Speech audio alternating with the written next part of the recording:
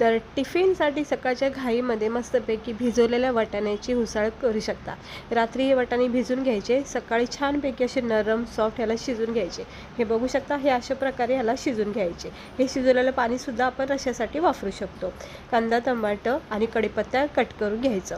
तर थोडंसं परतून घ्यायचे कांदा टमाटे। थोडेसे परतून झाले की याच्यामध्ये हळद, तिखट, लाल मसाला, धना पावडर, गरम मसाला सगळं आवडीनुसार बेसिक मसाले टाकायचे, चवीनुसार मीठ टाकायचं, मिक्स करून घ्यायचं आणि मग शिजवलेले जे वाटाणे आहेत त्याच्यामध्ये टाकून घ्यायचे। अगदी स्लो गॅस करायचा।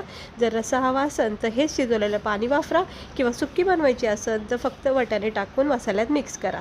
पाहू शकता मस्त अशी झणझणीत ही भिजवलेल्या वाटाण्याची हेल्दी उसळ तुम्ही सकाळच्या घाईमध्ये सुद्धा टिफिनमध्ये बनवू शकता। एकदम छान लागते, भाकरीसोबत, भातासोबत खूप मस्त आहे।